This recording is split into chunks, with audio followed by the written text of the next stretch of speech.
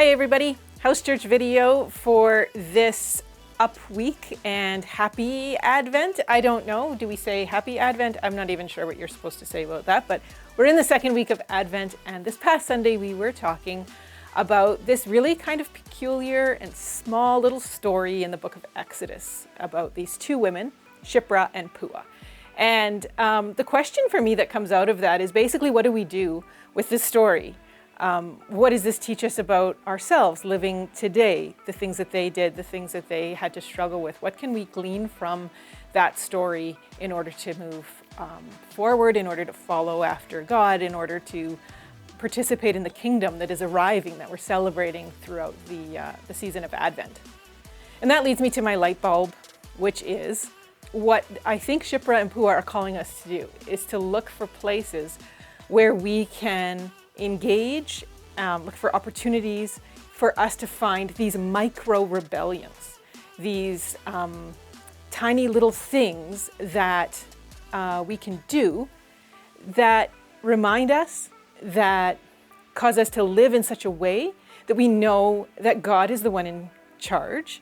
We know that God is the one who's the most powerful, and we live in that reality. And that leads to the macro aggressions of people. And as we saw with the story of Shiphrah and Puah, this tiny little thing that they did, which was basically just saying, we can't actually do what you're asking us to do, Pharaoh, led to this massive aggression by Pharaoh against the people of Israel, brought out truth, brought out his motives into the light in really clear ways, brought his fear out into the light too. He starts acting like a really scared person who's afraid of little babies. But then we see God honoring that and him listening to the people, the Hebrew people, him taking that next step, him actually putting his hand on one of those scary babies for Pharaoh, and using that as a way of bringing freedom to their people. And so this tiny little micro rebellion that they did led to these huge things that are happening for them and for Pharaoh, and in lots of different ways. And so for me, that's kind of the light bulb moment of, I need to be looking for these places.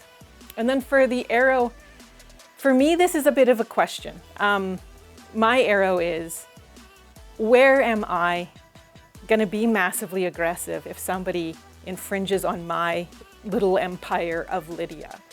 To look for those places to say, no, actually, this is where I need to shift what I'm doing. This is where I need to go in a different direction. And I need to actually believe that a baby who's got God's hand on him is more powerful than the most powerful king of the most powerful empire in the world.